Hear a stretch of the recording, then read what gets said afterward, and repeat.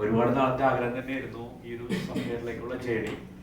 ഒരുപാട് തവണ ഞാൻ എപ്പോഴും ചോദിക്കാറുണ്ട് എപ്പോഴാണ് സഫയർ ആവും സഫയർ ആവും. ഞാൻ എല്ലാ ആഴ്ചയും ട്രൈ ചെയ്യുന്നുണ്ട്, അല്ലെങ്കിൽ ഞാൻ എല്ലാ ആഴ്ചയും ട്രൈ ചെയ്തുകൊണ്ടിരിക്കുന്നു. ഞാൻ എപ്പോഴും പറയുന്ന ഒരു കാര്യമാണ്, ഒരു 2-3 പ്രാവശ്യമൊക്കെ അടുത്ത ഒരു സഫയറിലേക്ക് എത്തിയതായിരുന്നു. അപ്പോൾ ശരിക്കും പറഞ്ഞാൽ കഴിഞ്ഞ സിഗ്നേച്ചറിന് സഫയർ ആയിട്ട് കയറേണ്ട ഒരു സമയം ഉണ്ടായിരുന്നു. ഒരു 3000 PV, ആക്ച്വലി 2500 3000 PV ആണ് അന്ന് വന്നിരുന്നത്. ബോബ് സാറോട് ചോദിച്ചു. ബോബ് സാറ് പറഞ്ഞൊരു പോയിന്റ് എനിക്ക് വളരെയധികം എന്താ പറയുക, ഒരു ഉള്ളിലേക്ക് ഒരു തിരിച്ചറിവ് വന്നു.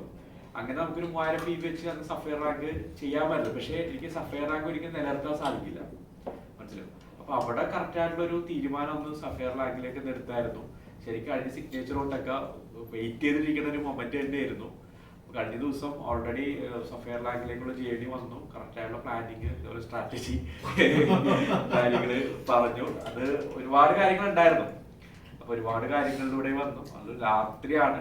അന്ന് എനിക്ക് എക്സൈറ്റ്മെന്റ് കാണിക്കാൻ പറ്റുന്നില്ല. ആന്റണി ഉണ്ട്, എല്ലാവരും ഉണ്ട്. ഞാൻ ഇപ്പോഴും എന്താ പറയുക, എക്സൈറ്റ്മെന്റ് എനിക്ക് അങ്ങനെയല്ല പറഞ്ഞു. ഞാൻ സാധാരണ എന്നുള്ള മൈൻഡിലെ കാണിച്ചിട്ടുള്ളൂ.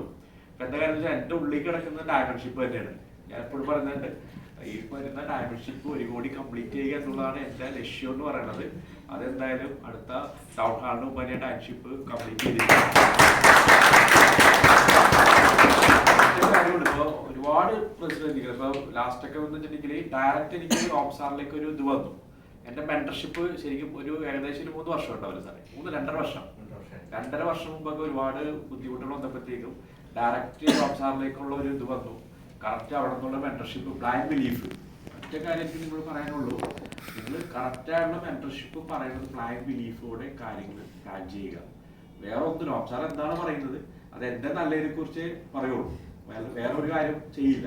അപ്പൊ അന്ന് 2.5 വർഷം മുമ്പ് ഒരുപാട് പ്രശ്നങ്ങൾ വന്നപ്പോഴത്തേക്കും ഓംസാർ പറയുന്ന കാര്യങ്ങൾ, ആ 2.5 വർഷം കൊണ്ടുള്ള ജേണിയാണ് ശരിക്കും ഈ പറയുന്ന റാങ്കിലേക്കൊക്കെ എത്താൻ സാധിച്ചിരിക്കുന്നത്. അത് ഈ അവസരത്തിൽ ഓംസാറിനോടുള്ള നന്ദി അറിയിക്കുക.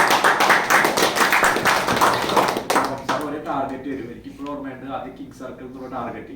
കാരണം അഭിലാഷ് സാറിന്റെ ഒക്കെ പ്രോബ്ലം കഴിഞ്ഞ് അഭിലാഷ് സാറിനെ കാണുന്ന ഒരു ഇതുണ്ടായിരുന്നു. അപ്പൊ കിങ് സർക്കിളിലേക്ക് വന്നു കഴിഞ്ഞാൽ ബാംഗ്ലൂർ പോകാന്ന് പറഞ്ഞു. അന്ന് ഫസ്റ്റ് ടാർഗറ്റ് കംപ്ലീറ്റ് ചെയ്തു, കിങ് സർക്കിൾ ടാർഗറ്റ് ചെയ്തു. അതിനുശേഷം ചാമ്പ്യൻസ് ലീഗിൽ വന്നു. ചാമ്പ്യൻസ് ലീഗിൽ വന്നപ്പോഴത്തേക്കും ഓംസാർ പറഞ്ഞു ടോപ്പ് 5ലേക്ക് വരണമെന്ന് പറഞ്ഞു. അപ്പൊ അതിനുള്ള രീതിയിൽ സ്റ്റാർട്ട് ചെയ്ത് ടോപ്പ് 5ലേക്ക് ചാമ്പ്യൻസ് ലീഗിൽ വന്നു. അതിനുശേഷം മണി ടീമിന്റെ കാര്യം പറഞ്ഞു. മണി ടീമിലേക്ക് വരണമെന്ന് പറഞ്ഞു.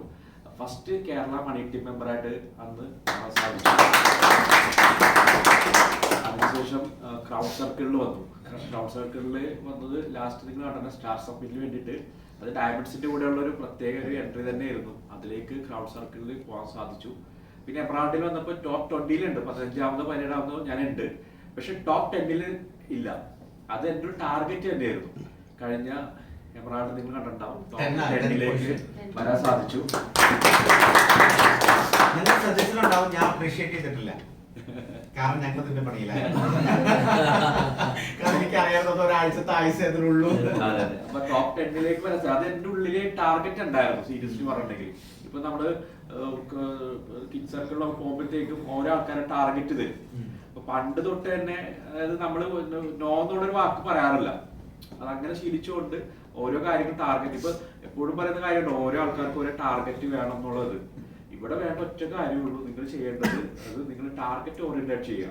അപ്പൊ ഇവിടെയുള്ള എല്ലാ പാർട്ട്നേഴ്സും നിങ്ങൾ അടുത്ത കൗണ്ട് സർക്കിളിൽ നമ്മൾ ഒരുമിച്ച് ഫ്ലൈറ്റിൽ പോയി എങ്ങനെ ഉണ്ടാവും. എല്ലാവരും എനിക്ക് ഉറപ്പുണ്ട്. ഇപ്പൊ പറയാ, ഞാൻ കൗണ്ട് സർക്കിൾ ഓൾറെഡി അടുത്ത് ഞാൻ കംപ്ലീറ്റ് ചെയ്ത് കഴിഞ്ഞു. ഞാൻ 2 ദിവസം ലേസിനെ ആന്റണിയെ വിളിച്ചു. ടോട്ടൽ എനിക്ക് ഇവരുടെ ഇൻകോണ് എപ്പോഴും ചോദിച്ചുകൊണ്ടിരിക്കുന്നത്. ഇപ്പൊ ടോപ്പ് ഇപ്പൊ നെക്സ്റ്റ് ക്രൗഡ് സർക്കിൾ ഇവർ 2 പേരും ഓൾറെഡി ഉണ്ടാവും. ഈ വരുന്ന 6 ഐപ്പാർട്ട്നേഴ്സും അവിടെ ക്രൗഡ് സർക്കിൾ ഉണ്ടാവുന്നത് ഉറപ്പാണ്. അത് 10 ആക്കാൻ വേണ്ടിയുള്ള ഒരു ഓട്ടത്തിലാണ്. 10 പേരെ കൊണ്ടായിരുന്നു ഒരു ടീം വരാൻ പോകുന്നത്. അതുകൊണ്ട് എല്ലാവരും കേട്ടോ, നിങ്ങളിലും ടാർഗറ്റ് ചെയ്യണം, നിങ്ങളുടെ ടീമിലുള്ളവർ ടാർഗറ്റ് ചെയ്യണം. ഓരോ ടാർഗറ്റ് കംപ്ലീറ്റ് ആക്കി അതിൽ എഴുതി വെച്ച് കംപ്ലീറ്റ് ആക്കിയാലാണ് നെക്സ്റ്റിലേക്ക് നമുക്ക് പോകാൻ സാധിക്കുള്ളൂ.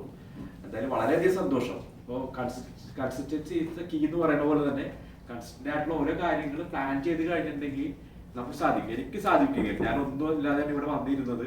അപ്പൊ എനിക്ക് ഒരു ഐഡിയ ഇല്ലാണ്ടാണ് രാവിലെ ട്രാവലിംഗിൽ ആന്റണിയായിട്ടും ഷാനിഫായിട്ടൊക്കെ ഒരുപാട് കാര്യങ്ങൾ ഞങ്ങൾ സംസാരിച്ചിരുന്നു. രസകരമായ ഒരുപാട് കാര്യങ്ങൾ ഞങ്ങൾ സംസാരിച്ചിരുന്നു. ഒന്നും ഇല്ലാതെയാണ് ഞാനിവിടെ വന്നത്. അപ്പൊ എനിക്കിത് പറ്റുമെങ്കിൽ എല്ലാവർക്കും ഇത് പറ്റും. എത്രയും പെട്ടെന്ന് ഡാമിഷിപ്പ് കംപ്ലീറ്റ് ചെയ്യുക എന്നുള്ള ജേണിയിലാണ് പോകുന്നത്. കോംപ്ലിക്കേറ്റ് ബോണസ് വാങ്ങിക്കൊടുക്കുക. അതോടൊപ്പം തന്നെ നമ്മുടെ എല്ലാം എന്താ പറയുക, മണികണ്ഠൻ സാറിനോട് പ്രത്യേകം നന്ദി. സാർ അത് രാത്രിയിൽ എത്ര മണിക്ക് എനിക്ക് മെസ്സേജ് ചെയ്തിട്ടുണ്ടായിരുന്നു, വെളുപ്പിന് മെസ്സേജ് ചെയ്തിട്ടുണ്ടായിരുന്നു, കൺഗ്രാജുലേഷൻ പറഞ്ഞ് വളരെ മെസ്സേജ് ഉണ്ടായിരുന്നു. മണികണ്ഠൻ സാറിന് നന്ദി ഞാൻ അറിയിക്കുകയാണ്. ഹൈപ്പാർട്ടർ ഇവിടെ വരുമ്പോൾ എല്ലാവരും ഒറ്റയ്ക്കാണ് അല്ലേ, 1, 2, 3 ഒന്നുമില്ല, ഒറ്റയ്ക്കാണ് ഹൈപ്പാർട്ടർ എന്ന് പറയുന്നത്. അപ്പൊ നിങ്ങൾക്ക് നെക്സ്റ്റ് റാങ്കിലേക്ക് എത്താൻ സാധിക്കാൻ ആശംസിച്ചുകൊണ്ട് ഞാൻ എന്റെ വാക്കുകൾ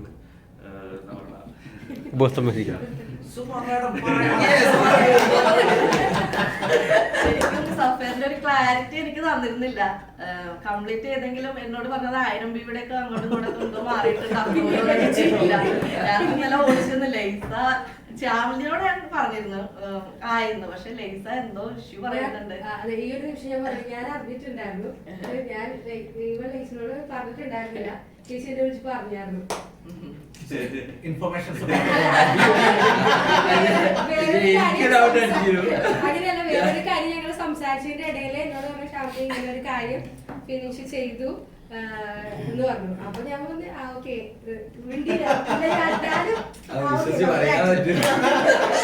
അല്ല ഞങ്ങൾ അങ്ങനെയാണ്, അതുകൊണ്ടാണ്. ഓക്കെ, ഞങ്ങളുടെ കല്യാണം തന്നെ ദിലീഷ് ദിലന്റെ ഒരു വലിയ സ്ട്രാറ്റജി.